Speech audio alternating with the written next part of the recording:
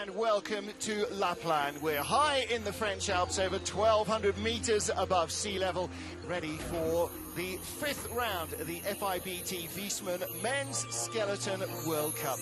And in beautiful snowy conditions, the Olympic track from the 1992 Games is ready for action. Well, good morning, everybody. I'm Martin Haven. Sitting alongside me is Melissa Hollingsworth, who won here in a women's skeleton race last year. Melissa, it's been a long time since the World Cup has used this track. Where are the key areas for the athletes? Well, this track for skeleton is actually quite technically difficult, and we're going to see some interesting lines. Corner 6 always has a big problem. It's a long, flat start, and normally that gives you a huge leadway, but because the track is so difficult, your driving abilities is absolutely key. These first couple corners that we're seeing here in the beginning are really smooth, and as you head into corner 6, there is a roof system there so that you can go up, and if necessary, you hit the roof and it pops you back down into the track, and that's the only time you're going to see that. These high G-force corners, you're going to see athletes with their heads stuck down on the ice. You can see that pilot right there. The head is going right down into the ice, and toes are going to be coming out. The sleds are going to be flopping off corners. It's going to be really, really exciting, and I suspect we're going to have an awesome race in our hands between Thomas Dukers and Alexander Trechikov. Well, Martin Dukers is the man who holds the track record that was set in December's race last year. And for most of the field, this is still a relatively unknown track, because even for the longest serving athletes, people like Kristen Bromley, they will only have come here maybe once before in their career before last year. So it really kind of was a very level playing field. Now, of course, the World Cup is still being led by Martin Dukers. He won last time out in Winterberg after suffering a defeat at the hands of Frank Rommel in Whistler, the first time he's been beaten in almost 12 months. But Martin's won the race here this year. You can see the starting order with 25 sliders, and as ever, only the fast 20 will go through into the second heat. And those who are outside the top 20 on the start draw will have a lot of work to do. Well, now this is not going to be a straightforward race by anybody's standards. Alexander Trechikov first off, second in the World Cup standings. And Melissa, he's got the track record here, and it's a big record, 5.59 seconds. That's a long run. It is, a 5:73, so it's a little bit slower than what we saw last year, but the pace has changed quite a bit this week. It was really cold, about -10 earlier this week. So the weather has warmed up. Trechikov is a great starter. We see him with track records, start records all over the world, and you saw him get on his sled very early because that groove runs out. It's only 50 meters long. His form, he's sliding very well. Him and his coach, Willie Schneider, have dialed in this track this week, where we've seen him leading the pack in training.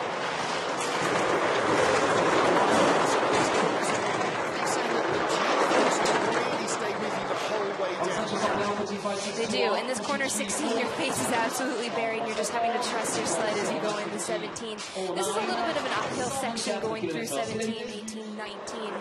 And he crosses the finish line through after this big 180 corner here, corner 19. That last finishing second very long open one. Alexander Trechikov stops the clocks at over 1 minute. That's one of the longest slides. It's fantastic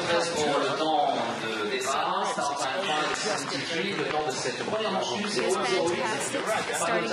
going to see him get on right at the crest, because last year we saw guys run it too far, come out of the groove, and they're trying to load on their sleds and lose control. Here he is in corner 16. He's using his toe just a little bit to direct his sled so he can stay out of that corner. Next up is Matt Antoine of the USA from Prairie du Chien, Wisconsin. And Matt, start draw number 2. From the United States of America. His best result so far, 9th in Parks, Utah, the second of the North American races. Last time out in Winterberg, as in Whistler, 15th spot. So struggling to really find form, and this is all part of the fitness, and this is going to be the weak area for him as well at the start, Melissa. It is, with it being so long and flat. He's just going to be making sure he's tracking straight beside that sled, having all momentum going forward, loading smooth, working each race at a time to try and improve. Really chattery, I noticed, through that first right hand. You can see the athlete bouncing up and down on the sled. Well, the ice, when we're sharing it with bobsleds that are quite a bit heavier than skeleton, we're going to be noticing the differences. It's not going to be like smooth flats, but you know, that's just the way it is. We tour the same tours, and you take the good with the bad. Hopefully we can get ice times like today where it's early in the morning, colder ice and smoother ice. It was very quick in training, wasn't it, when the temperatures were way down low, a little warmer today. What about that? A little bit more humidity perhaps in the air, does that give you more control? It does, it softens up the ice. So it might pose a problem for runner selection because all week people were choosing sharper runners, so they had more control, but now today you might actually get stuck in some of those pressures, and you saw some hits in these corners that normally you wouldn't see. Matt, 0.7 behind at the line. And again, with such a long start here, you know, struggling to recover from that knee surgery that he opted to take during the summer. And, I mean, nearly a third of a second back at the start. And that really says its own story, doesn't it? You know, 2800s back, that's not... Part of that is Alexander's speed. A lot of that is Matt's still building his fitness. Right, and a little mistake like going into corner 14 there, having that hip bumping you down, creating that height on the exit, it's going to change things up. And we're not going to see hundreds of a second difference like we did in Winterberg last week. We are going to see big gaps, like a couple of tenths on this track, because it's so long. Sled and athlete being weighed at the end of the run to make sure they conform to the rules for maximum weight. Top of the ice now is Thomas Ducours. Silver medal in Lake Placid, bronze medal in Whistler. Worst result of the season last weekend, a lowly 5th place in Winterberg. That's not a bad season, is it? No, not at all. And we expect great results out of these Latvian boys. Exceptional sliders, great starters, a 585, very competitive here. They've been sliding so well. Thomas has been sliding very, very competitively in training, ahead of his brother Martin's, but you know, they're always trying to keep their times fairly similar so they can talk about the track and learn as much as possible between the two of them. And of course, for Thomas, the older of the two brothers, you know, it's that competition, it's that fraternal competition, isn't it? He wants to beat Martins as badly as anyone else, probably more badly. Right, you work together during the week as a team, and race day you're individuals. 1400s off leader Alexander Tretiakov. This is a very good slide. He was 1200s behind at the start, so he's finding speed. And one of the great things about this track is it is quite a long track compared to somewhere like Winterberg, and so he's got ice in front of him in which to try and catch up. He does, and you saw his form. He was so quiet on his sled all the way down the track. So for him to have that gap of only 2700s, that's really not much time in skeleton. Well, the other thing that tells us is what a good run Alexander Tretiakov had. Not just the start, but what a good slide he had. Pretty instant stop when you hit that styrofoam mat there. Really, the outruns are one of the most dangerous parts of the track for us in skeleton, especially with Plagne. You have all that speed approaching 125 kilometers an hour, and now you have to brush up onto a rubber mat. You can see these oscillations. Thomas is going up and down. That's natural. Most people would be, whoa, he's going down on the belly up to the roof, but you're trying to flatten out a little bit with minimal work just to hold on to your speed. That is such a long corner as well, isn't it? That huge big omega corner, big viewing area.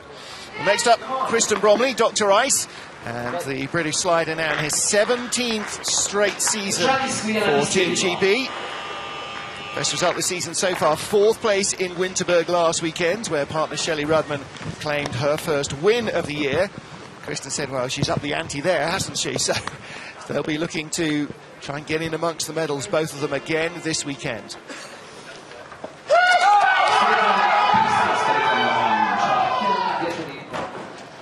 Well, we talked during the season, Melissa, about development, particularly with reference to John Montgomery, the Olympic champion, but that's Kristen's job. He is the crash test dummy for Bromley Skeleton.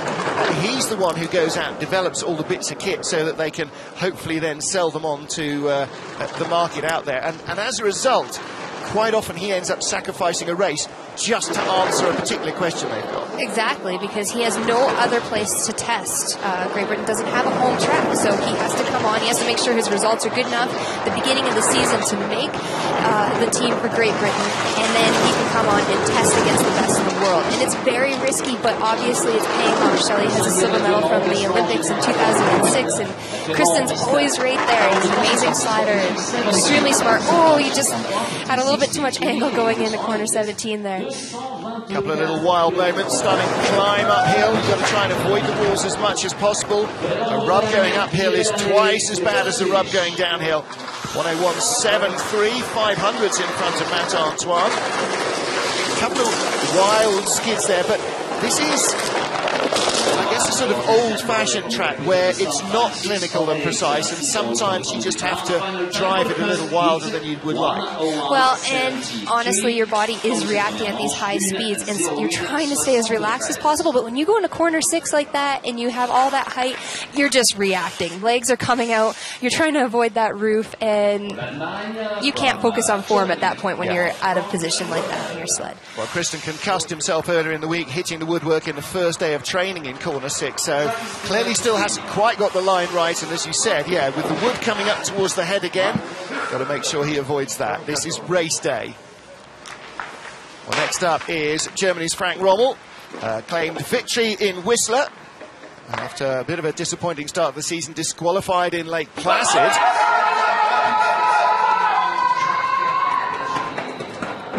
Running it far is key here, as long as it's not too far. You can see immediately as soon as Frank loaded on his sled, that groove ran out. So if you're not in position on your sled, easily you can skid out, hit the wall before corner 1, and the race is pretty much over there, even though this is a very long track.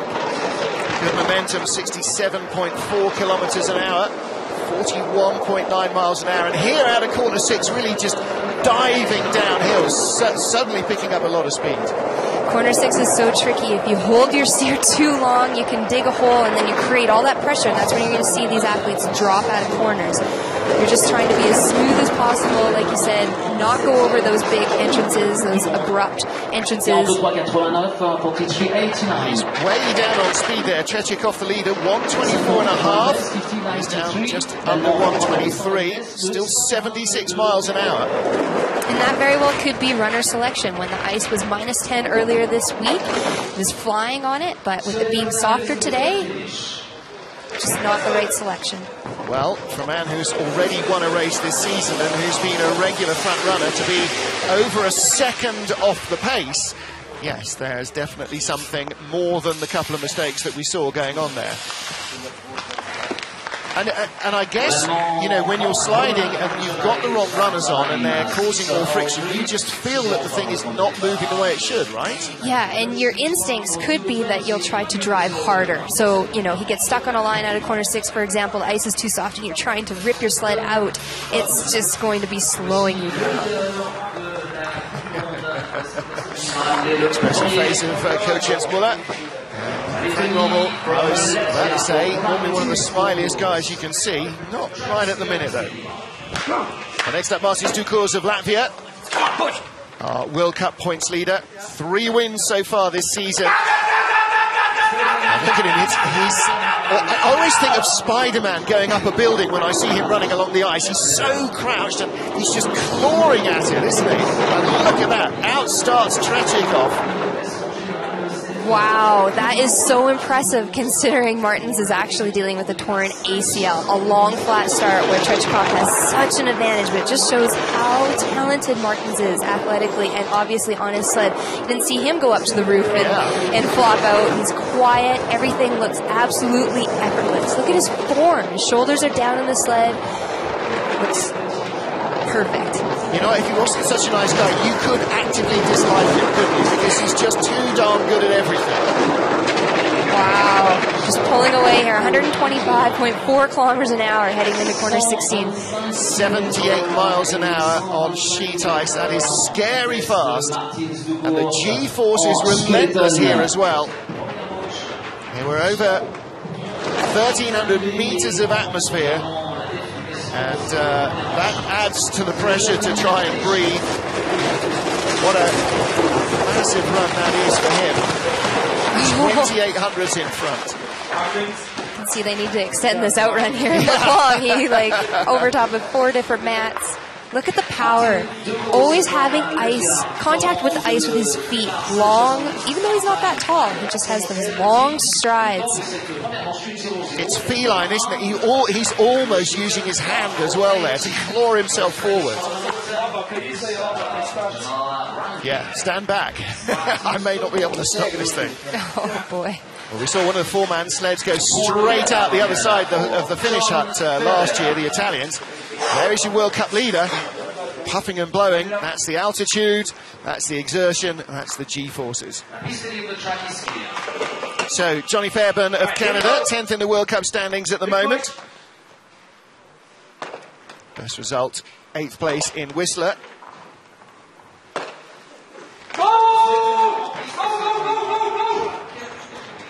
And it's not the sort of question that I feel particularly comfortable about asking, but do you get the feeling that he's not particularly happy with his season so far? I would have thought perhaps that he wouldn't be happy with what's gone on so far. Well, this is his 3rd year on the World Cup Tour, and you know, the first year you come on and you're naive and you're excited to just make the team, and the second year, second and third, you're starting to build up expectations. You have a couple of good races here and there, and your skills are improving, you're getting better in sync with your equipment, and it can be frustrating. You have good training runs and races aren't going the way you want, and that can compound with your confidence as the season goes on, and it's long, a little bit of a dropout of that corner there. This isn't the smoothest ride that we've seen John have. He had great runs in training, and he is back by about 4 kilometers an hour on this track behind Martins. Well, now you see the problem with coming down after a Dukos or a Tretikov is that everybody looks relatively pedestrian because they are so quick. And empirically, that's not a bad slide. Again, anything 102, he's not going to be at all happy with at the bottom. And it's going to be different. Like I said earlier, Winterberg, we were seeing lots of ties, hundreds of second splits between 10 different ranks. And this track, we are going to see those second splits and people still making that top 20 cut. Well, Winterberg getting down in 55, 56 seconds. It's, 6 seconds longer here, which is fully 10% of the track time. You could see there was air between his runner and the ice there out of 12. There's so much pressure here in corner 16 that you can get off of your timing with your steers. You can see he dipped right down in the belly. Now his runner's above those bob lines. He's going the longest distance around that corner, which now you're seeing. Well, next up, Germany's Alexander Krökel. He's the last year rookie, now 22-year-old veteran of 1 season in World Cup sliding. So they have another rookie in the team as well this season. And Krökel, 4th in the World Cup rankings.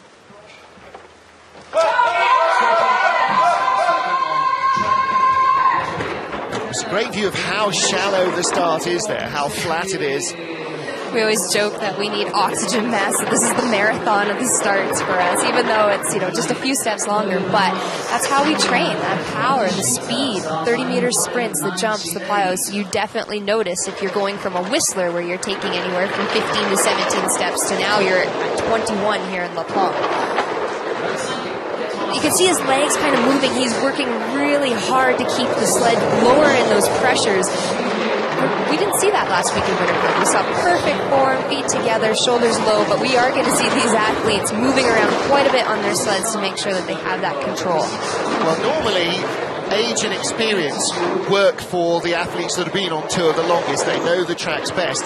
When you come here to La Plagne, ironically, some of the younger sliders will actually have slid on this track in the junior divisions or in the 2nd and 3rd tier of sliding, Europa Cup or Intercontinental Cup, and may have actually more runs down this track than the World Cup drivers. And that's quite an interesting little dynamic, is that you get a guy like Krökel or Grotier, his teammate, in his first year of World Cup, has probably raced on this track a couple of times compared to the World Cup drivers. Shows how important experience is. You can see he's just trying to get to that crest. Make sure you get over that crest so that you can increase your velocity heading into that first corner, and the groove runs out immediately. Well, Martis Tukur's leading the race at the moment by 28 hundredths from Alexander Tretyakov of Russia. Third place, Thomas Dukurs, over half a second back. And then in fourth place, Christian Bromley, 9/10 of a second back. So, as you said, Melissa, some massive gaps here. Kirkle in sixth, over a second back. Normally that would leave you out of the top 20. Eric Nielsen of Canada had one of his drama weekends here last year. Let's see if he can avoid face planting on the way down. Another year in, and 6 slides more experienced. 5:96, if you're under that 6-second mark, that's exactly what you're wanting to see. Every 100th counts at the top towards the bottom.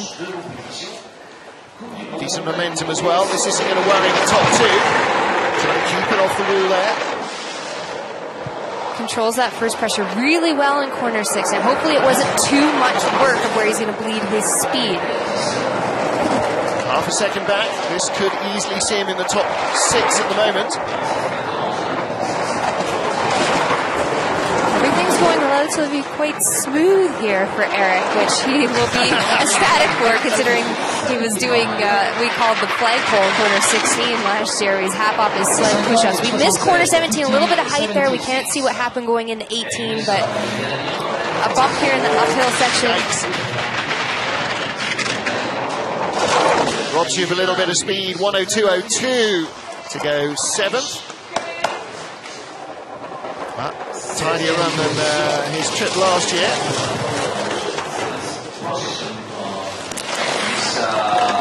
And you do, I mean, when you come from Winterberg and you're 100th or a couple of hundredths in front of or behind somebody, you have to readjust your calibration to go from tenths to whole seconds, which is quite odd. See, he's waving quite a bit, but he's trying to let that sled go as much as possible. But he misses corner 17 here, goes through the belly. And look at all that height he has. He's almost near the roof there. He was grabbing his shoulder, so I don't know if he did have a big bump. Yeah, just watching that replay there. He's going to enjoy your comments afterwards, I'm sure. Damned with faint praise. Not as bad as last year. Okay, now then, John Daly of the USA. 8th in our world rankings. His best result this season in Lake Placid. 4th spot. Maybe just out of the medals. And a great getaway, 5:93. A much better getaway than last year. Do you remember? He was one of the ones that ran too far out of the groove and ended up on the short wall before the corner. A little bit of a skid there, which I was surprised with this ice of how spongy it is. Maybe with a little bit of humidity in the air, it is acting quite a bit colder, but that could be pilot error too. You see his shoulders are up a little bit, his head is up a little bit, his balance point on the sled could be off slightly to create the skid. Well, 4th place at the moment, behind Thomas Dukurs, but in front of Christian Bromley.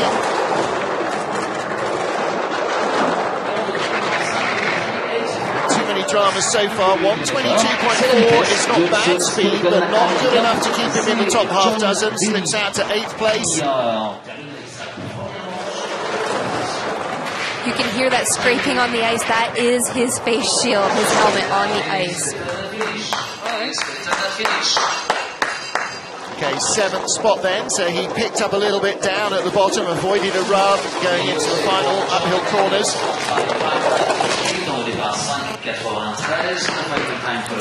So John Daly of the USA lies in 7th place. So he comes out of corner 4. Look at the skid. His sled is going sideways. His leg comes out to try and straighten himself out, but it's not what you're wanting to do in that upper portion of the track. He can clean that up and possibly move up second run. 10 sleds down. Martis Dukurs leads by nearly a third of a second from Alexander Tretyakov of Russia. Thomas Dukurs in the bronze medal position, half a second back. 2 minutes break, and then starting 2 minutes, prochain départ dans 2 minutes. Voilà, 2 minutes de pause.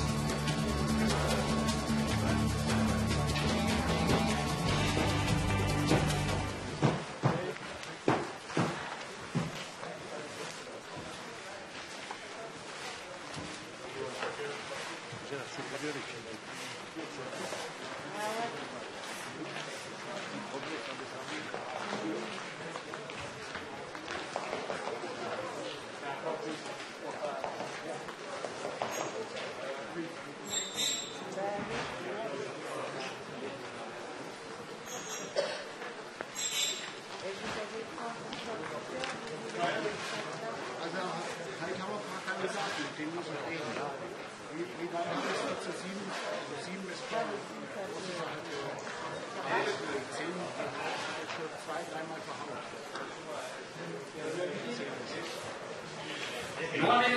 minute, get ready from New Zealand, Ben Sunford. Dans 1 minute, les Néo-Zélandais, Ben Sunford.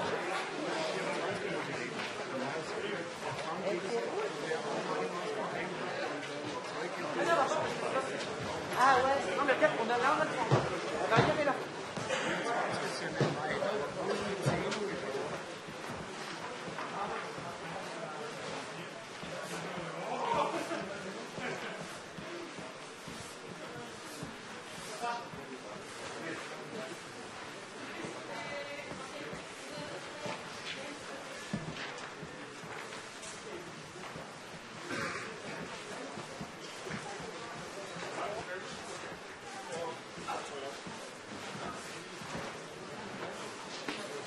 Get ready from New Zealand for Ben Sunford. The track is clear, la piste est libre. Welcome back to La Plagne in France, the ice sliding venue for the Albertville Games.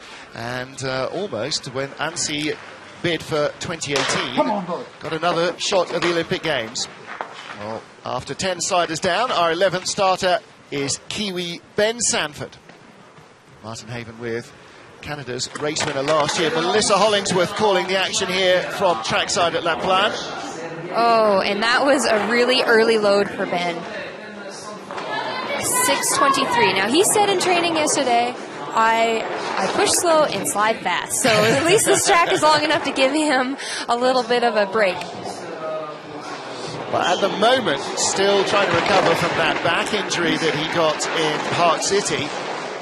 And, of course, sliding with this G-force pressure, and particularly the bent over running position, that's really not helping too much. Not at all, but he's just trying to stay in decent shape so that he can be at his best in St. Moritz, where he won, I think, a bronze medal there last year. So definitely he's a great slider. A little bit early going into corner 14 there. That bump picked him up. His best ever result, second in the World Cup game in St. Moritz. He is, I'm sure, really looking forward to the World Championships this year. He may not be the only one looking forward to the Worlds at St. Moritz. It's like having the World Championships in Monaco. It is, just one of those venues that everybody wants to go to. 11th fastest, he is the 11th man out of the start, and should hopefully see him remain in the top 20, because of course with 25 sleds, not everybody will get the second run. Again here, perhaps surprisingly, given it's such a long driver's track, the start has really dominated performance so far. It has, but for Ben, we usually see him a lot smoother than that. He was having little mistakes. Look at the chicken wing he kind of has with his arm, and his toes are out. He hits before corner 17, almost misses the corner entirely. He has about 6 inches between his shoulders and his chest in that sled, so that's all time right there. Russia's Sergei Chudinov returns to the World Cup competition. They've been mixing and matching some of their sliders, particularly in bobsled, but in skeleton as well.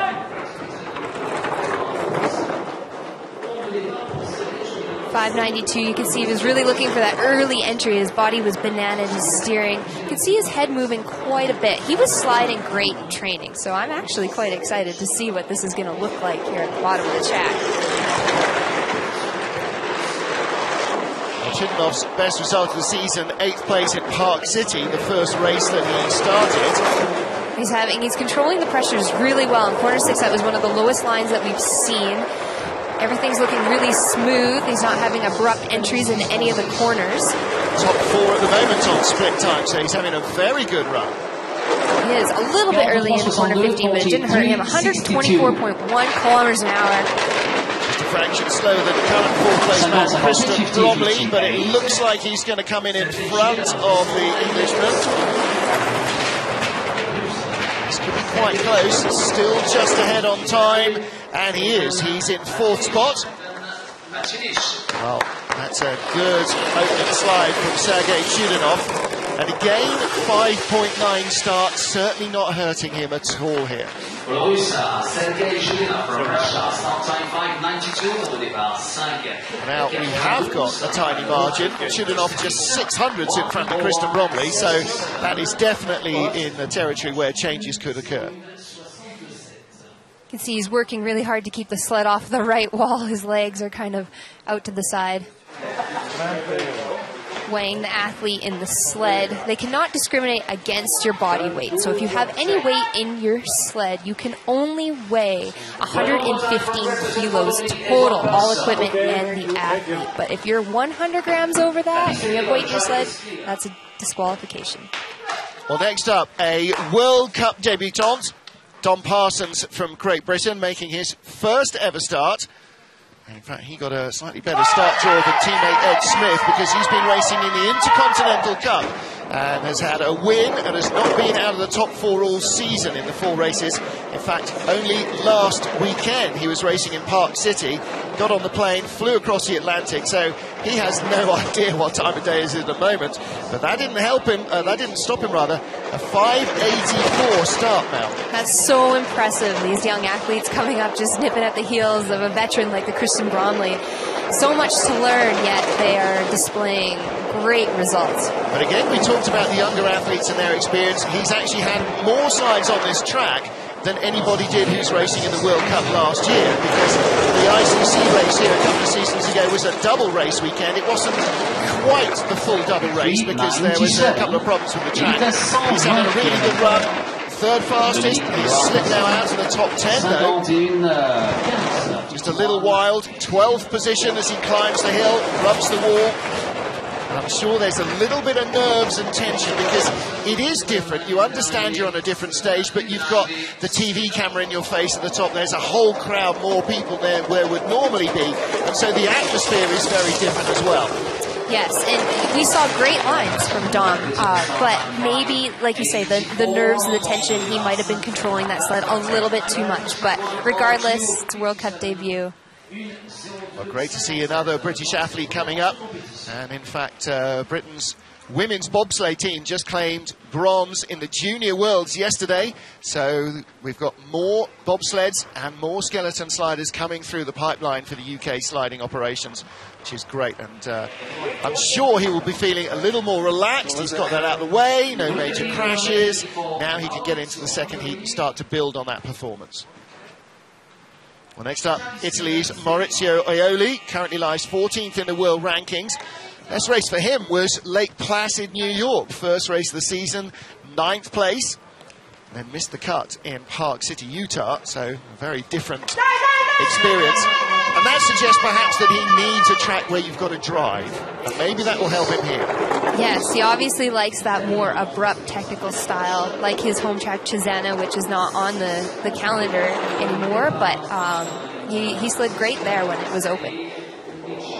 66.3, not great speed at the top after his start, but then at 6.11, probably not expecting too much from that. He's trying to correct all the time. We're not ever seeing him in that relaxed state, but that, again, is very hard to do on the Plagne track when there's quick transitions and lots of pressures and oscillations. But that is what has to be in the forefront of your mind when you are sliding. You have to be a shock absorber. Well, that's something that you see particularly in slow motion, the driver's body just rippling, and the more that happens, actually the better that is, because it means the less you're bouncing on the sled, you absorb some of that energy coming off the track. 12th place at the finish, 102.57, tied exactly to the 100th with Dom Parsons of Great Britain. So we have our first tie. 2 sliders coming 13th and 14th out the start shed, setting exactly identical times. One off a 5.84, one off a 6.11. So it is a very different kind of slide from each man. Yes, you can see you're wanting to maximize all that power. He chose to have 2 feet on the block, and he got a little bit out to the side, and you could see his arm actually was not in sync with his legs. And when he loaded on his sled, he was out to the side quite far. Again, you see an awful lot of work going on from the athletes on this track, certainly in comparison to last weekend at Winterberg. Next up, head first, Ed Smith of Great Britain. Again, if you are on Twitter, you will find almost I think almost without exception, every athlete, certainly in the skeleton world and an awful lot in the bobsleigh world on Twitter, and they delight in letting you know what's going on behind the scenes away from the race day cameras. See, can he get down into the 5.8s? 5.97 again. Anything under 6 mil is a decent start. It is, and it's difficult to do because your body almost has that muscle memory when you're pushing the sled for whether it's 15, 17 steps, whatever. And when you have to run further, it can get out of position. So technique is critical when you're pushing a sled. And wild off corner 6. Dropped him from 8th at the start to 11th spot. A low line there on the entrance of 12. I'm surprised at how low that was. So he might be steering quite aggressively with this high G-force track. Again, he didn't race in the World Cup here last year, but has raced on the track before, I think, in the Intercontinental Cups at the same time as Don Parsons did. So he's got a little bit of experience behind his teammates at the moment. Swift, who started the season in the World Cup, has moved on to the ICC, the Intercontinental Cup, as they change up the athletes. And it's interesting now, actually, that the British programme is starting to work a little bit like the German one does or the Russian one does, is that if your ranking starts to slide, then somebody else comes in and takes your place. And Ed's very disappointed with that run. He is. You can see he loaded just on that crest. Getting settled. See him working. His legs are coming apart a little bit. That shows that he is manipulating that sled. We steer with pressure points. The sleds are flexible. You steer with your shoulders and your knees. A little bit of height there on the exit of that corner, but he keeps his head and shoulder down pretty good considering how high it was. We just saw Anya Huber sticking her head into the track and watching the lines. It's a great opportunity for some of the women's skeleton athletes to see what the track is like on a race day. Kyle Tress of the USA gets away very quickly, 6.07 start. See him working a little bit in this upper portion. His head's off to the side, the legs are countering, and you're not wanting to do that. You want to do your work in the corner, make your move, and then let the sled go, because you're just bleeding your speed. Wavy in 6. First day of training, we saw even Martin Zukers hit the roof in corner 6, so that puts some fear in some people for the rest of the week when you see the world's best hit the roof. That's true enough. You can hear that abrupt entry into corner 14. But not bad speed, all things considering here. Well, this track was designed in the late 1980s, Melissa, before skeleton was part of the Olympic programme, and when bobsleds definitely were going a lot slower than they do now. So it's a track almost that the sport is getting a bit too quick for, and that's perhaps part of the challenge, is that you've got to get down with speed that was never designed to be contained by the track. There's going to be a few unhappy-looking faces coming out the bottom here, isn't there? Unhappy and disoriented. When you're hearing that scraping, that means the athletes' heads are dragging on the ice. So, you know, when you cross the finish line, you're just waiting for that breath of air. Waiting for your brain to stop moving inside your skull. Put some air in my helmet. It's really up top. Yeah.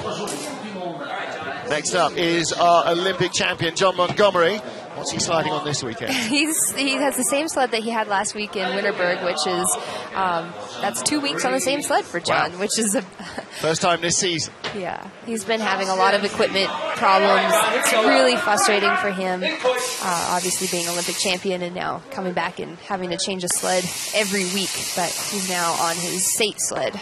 Well, you know, part of the problem is that, of course, not only is development work not progressing the way he wants on his own sled, but also he's not scoring points, and so he's dropping and dropping and dropping down the rankings, and that means then he's in danger of not making it to the Worlds. So at some stage he has to go, okay, that's enough now. Now I've got to concentrate on the racing, and the development will have to come, you know, maybe in the Christmas break. Exactly, and he had a great top portion of the track, fast start, 5th rank.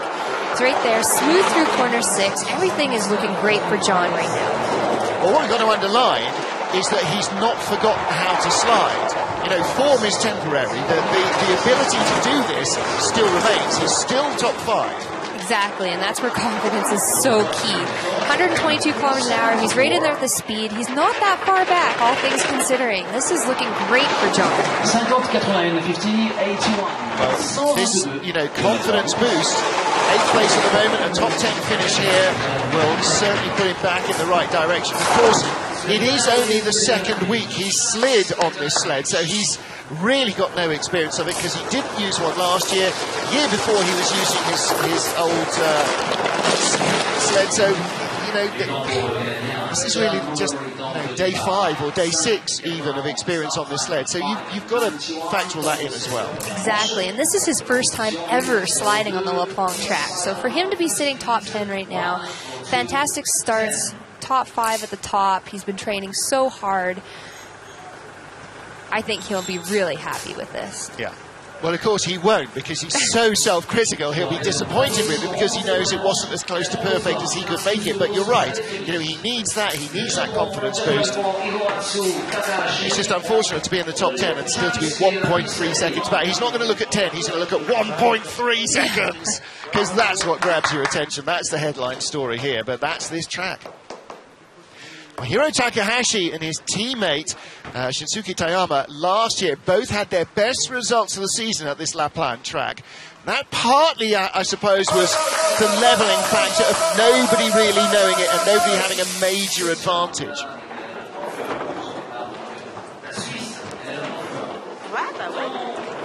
6:05 start. I was noticing on the start that his arm wasn't moving. He didn't have much of a drive there, which is going to shorten up his steps too, and you need to make sure that you're maximizing the length of your steps, having that ice contact at all times. So far this season, Takahashi's best result, 13th spot in Park City.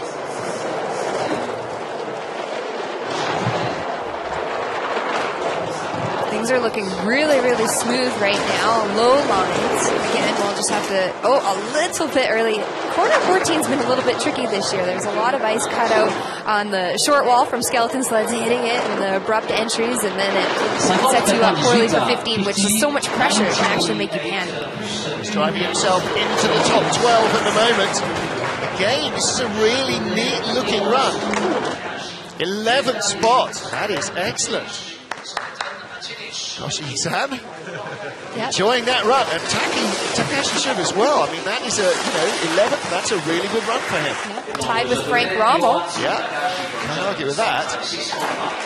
Of course, you'd rather tie with Frank Rommel when he's leading, but you know, it's small steps.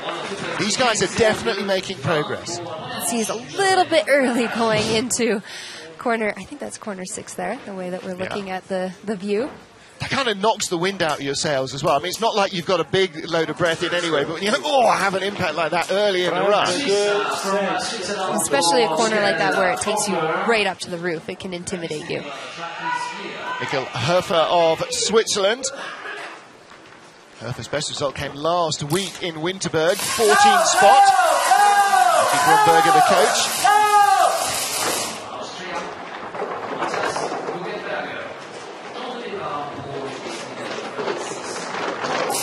Let corner 1 take him a little bit too high. You saw that bump going into corner 2, and you have to be perfect up here. You don't want to be moving around in your sled, having any friction between your runners and the ice and the flat portions.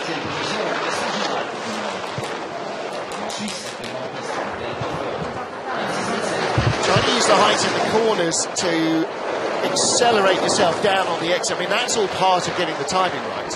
It is, and if you let yourself have too much height, then obviously you run the risk of having a sharp angle and hitting the short wall, which obviously any type of friction with your sled on a concrete wall is going to be slowing you down. And of course that's also related into a lot of friction from your body on the concrete wall as well. Yes. We do not wear pads on race day because this aerodynamics is a key factor in this sport. So if you have any elbow pads, shoulder pads, it's just going to be slowing yourself down. Take the hit and just try and survive it as much as you can. 1:03.01. He might struggle to stay in the top 20 with that. 19th out of the start, 19th time, and quite some way back from Ben Sanford, who's 18th at the moment. As you can see, Mikel not over-thrilled with that one. You can see the oscillations here. He dips quite far in the belly, and he's crossing over top of the bobsleigh, the skeleton lines, where you can see where the majority of the sleds have been going through the corner. Well, like in NASCAR, up in the grey, if you get up there, you know you're in trouble. And Mickey, fearing the worst, I think, with those errors. There's Mikel. And our 20th starter is Matti Guggenberger, another one of the coaching school. Mickey Guggenberger wanders down the track doing his track walks with a bunch of athletes behind him. Of course, he's got his coach Martin Rettel as well. That's Martin right behind at the start. And he's been suffering major back injuries the last couple of years. We're used to seeing him in the top 5 or 6 on his start, but a 6:07 putting him 15th ranked, that's not his advantage. He always plays to his start advantage, so things have been a little difficult for Googie this season. Yeah. We're comparing notes on back injuries. Mine was from being old and foolish and taking a bobsleigh ride at Park City. His was from closing a car door, so I felt a little better about that. At least I can do that without injuring myself at the moment. But I mean, that's one of the problems with an injury like that, as we talked about with Ben Sanford, is that first of all you're sprinting almost bent double with your fingertips almost on the ground, which has got to stress your back, and then you've got all the G-forces and all the impacts as well. Here's Helmet, that's dragging on the ice. He had great speed despite that entrance of 15. Playing speed up and down the order, 15th, 17th, 16th, 17th, 15th, 19th now. And 19th at the finish, just in front of Mikel Herfer. Again, you might be in trouble making the second heat. Get your hands off the ice, because if you've got a dodgy back, the last thing you want is a broken wrist. Waiting for the speed to abate before he tried to slow himself down there. You can see the sled starting to climb here on the exit, and he still keeps his form pretty good. His shoulders are down on the sled, there's a little bit of air. Getting his right foot up nice and high to try and drive it down off the corner. So 20 sleds down successfully, and for the remaining 5 sliders, starting with Ander Mirambel of Spain, the key now is to bump somebody else out of the race so you can get in. Well, after the North American trip, deal was confirmed with Barcelona Football Club Espanyol for him to be a full member of the club so that he is allowed to slide with their familiar colours. And more importantly, it's also allowed him to get support from the Catalan and the Spanish sport federations. It's a great shot of the spikes that we use from Adidas. There's, I think, around 460 pin needle little spikes, and that allows us to grip the ice as we are sprinting, pushing the sleds. Now, when you've got those, did they still have track spikes when you first started? Yes. Yeah, I can't imagine how difficult it must have been to sprint in ordinary track spikes. Well, and difficult to find a metal pin spike that you could put into the shoe, because now they're all this ceramic. And gripping ice with ceramic does not work. So obviously it's great that Adidas is supporting us and giving us those shoes so that we can use them to push our sleds and not tear up the track as well. There's a new development shoe coming as well, which is basically another skin with needle spikes in, isn't it? At the moment, just out of the race for Ander.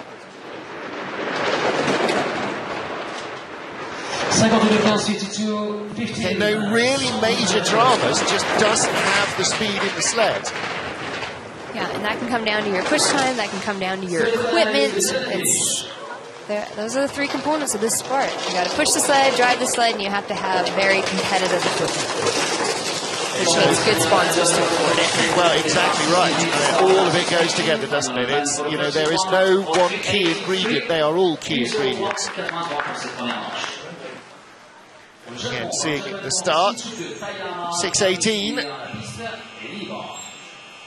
it's such a long start area. That leaves him at a bit of a disadvantage to his rivals in front.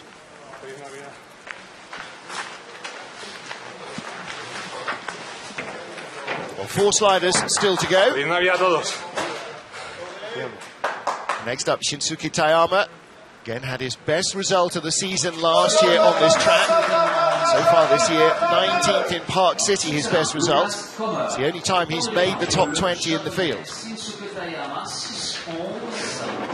6'11", 18th ranked start. I'm pretty sure we saw these Japanese sliders start a lot quicker last season. So I'm not sure right now if they're in their training program, if they are in that little bit of a lull so that they can peak for World Championships in St. Moritz. Sometimes you have to sacrifice some of those training weeks, and it's tough when you're at a high altitude here in France. Well, that's part of it, isn't it? You know, you're at a high altitude, you're puffing and blowing, walking up the hill, never mind sprinting. And the start is extra long and extra flat as well, so it's double jeopardy. Oh, a big bump there going into corner 12. You could see the ice just chip off the wall. More speed than Ander Mirambel. He's up into 15th now, slips a little to 16th spot. His teammate at the moment is in 11th place. So again, he's having the best run of his season so far. 18th for Hiro, and that pushes Mikael Herfer out of the race for Shinsuke Taeyama. So 102.71 is the slide, and that puts him with Ben Sanford and Matthias Guggenberger behind him, but big hit going into corner 12, bumps him off, and I suspect that his sled went straight up into that corner after that. And that's tough to control. And then it just compounds. You have that height on the exit. Here's another hit going into corner 17, pushes him away. You're trying to stay relaxed to absorb it, but now it's an uphill section, and it's hard to regain that time. Gosh, you sound wincing with those. But nevertheless, both his sliders are in the second heat. What about Lucas Kummer? We've just seen that his teammate Mikael Herfer got bumped out of the race. Can he get himself in? 5.90, that's a better start. That's great. 5th ranked coming off. He has all that advantage at the top. Let's see if he can hang on to the lead he created. Well, didn't make the cut once in North America. 20th place last weekend in Winterberg was his first top 20 finish. He recuperated very well in corner 6. You could see he bumped on the entrance, went up to the roof, and then he just cranked that sled. That's a lot of work that he is doing to make sure he's getting down the track safely, but it's not going to be that fast. Well, he's one of the lighter, shorter sliders. Is that going to work against him on a track that's this physical? Well, you know, your weight is always going to be somewhat of an advantage, but I would say on this track, aerodynamics and those perfect lines are going to be your biggest advantage. 22nd place at the moment, off a 5th best start. That shows how many errors have crept into the run. And he's not going to make his second heat here. So, 22nd spot. That means that Matthias Guggenberg from Austria still in the top 20. So how can that happen? He's 5th ranked on the start, 22nd at the bottom. He has all that power and tension to push the sled, and then you have to flip that switch so you can relax on your sled. And maybe that's what's going on for Lucas with his sliding. See that angle? He's coming over. He's trying so hard to stay off that wall. His legs out to the side. That's work all the way down the straightaway. That's creating friction. So he will be a spectator for the second heat. What about Giovanni Molisano of Italy? Currently 26th in the world rankings. Made the cut, 20th place in Lake Placid, but thereafter has not made it into the top 20 this season. That's got to start becoming a little dispiriting, hasn't it, when you just can't get that break that you need.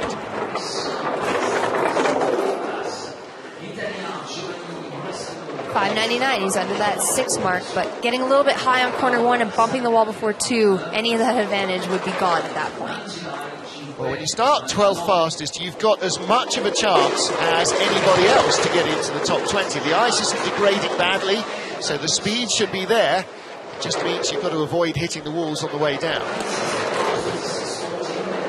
In the end, Melissa, if you push the sled off on its own, it'll find its way to the bottom. The walls contain you, but the quickest way is to try and guide it a little bit. Exactly. We tend to get in the way of the sled, actually, creating more problems if you're steering too long or too hard. That's the beauty of sliding, is just letting the sled go. All you got to do is override your brain's natural self-preservation instincts and you're golden. Maybe that's Martin Stukel's secret. Maybe he's just got no imagination at all. 1 minute 3.23, and missing the cut again, I'm afraid, is Giovanni Golisano. Yeah, don't get up too soon.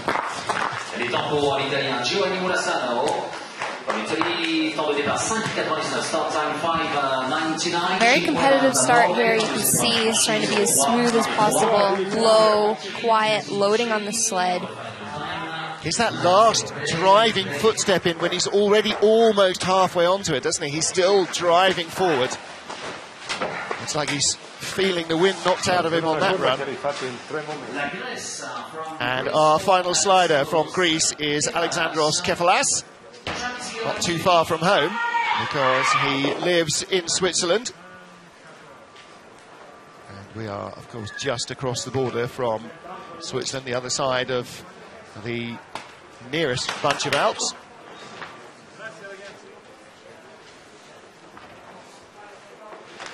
You can see there's two grooves cut into the ice. You have the choice of using either the right or the left groove, and lots of times it's just for, you can see that groove pushed him quite far to the right, and then he had a high point in corner one, and that's the stuff you want to practice in training so that you know exactly how each groove will pull you. So if you're at the top of the track and your coach says the groove you want to use is pulling the wrong direction, you're comfortable enough to switch grooves. Well, one of the things that we saw a lot of last weekend, that we saw a lot of in Whistler and Park City, is sliders hitting the wall away from the start. Now, the start is wide enough here that doesn't happen. You don't have that bottleneck. Yeah, you can skim it. I did it twice in this training, and I really hope it doesn't happen tomorrow. You have to work hard for it, though, do you? Yeah, it's... I'm glad I brought that up now. 44-21. Now, can a commentator curse herself? No! You see, there's something that, yeah, that's a Twitter debate all of its own. 20th place for Kefalas. He has driven himself from a 24th place start into the race, up to 18th at the bottom. Yes! Excellent. Coach really liking that. Now, that bottom half of that run, while we were busy having far too much fun at your expense, he was really tidy. Oh, he's going to be ecstatic. First time this season he has made the cut. That is excellent. Unfortunately, not so excellent for Matthias Guggenberger, but really hooked that up. Yeah, and that goes to show he is part of that Sika group. He has that support for the coaches. He can use the same coaches as Thomas and Martins there. It's Matthias Biedermann. He's so excited. He's more excited for him than he was for Martins. Well, he expects Martins to be in the top 20, but it's a big breakthrough for Alexandros Kefalas. Excellent. Best result of the season so far was his season opener in Lake Placid. He was 21st. Now he's in the top 20. And the man with the yellow jersey, our World Cup points leader, Martin Stukel's, leads here after the first race. After the first run of this race. He won here last season. Will he do it again? Matthias Biedermann pretty happy with the first and the last slider in the top 20. Martin Stukel's will lead the field going into our second and deciding heat from Alexander Tretiakov and Thomas Stukel's, all three of whom were on the podium last year here. It was Stukel's 1-2 ahead of Tretiakov. Sergei Chudinov, maybe not out of the running for a medal either, but he's going to have trouble staying in front of Kristen Bromley, Matt Antoine, and there's a few tight gaps. Look at that. John Daly, Eric Nielsen, just 300s apart. Tie for 11th. We got a tie for 15th as well. So, yeah, it's going to be some very entertaining racing. And the top 20 rounded out by Ben Sanford, who will go first in the second heat. We'll join Melissa Hollingsworth and myself, Martin Haven, for that as we come back live from La Plagne with all the action. The races will start again at 11:15 CET, 10:15 at Greenwich Mean Time. Join us then. Until then, bye for now.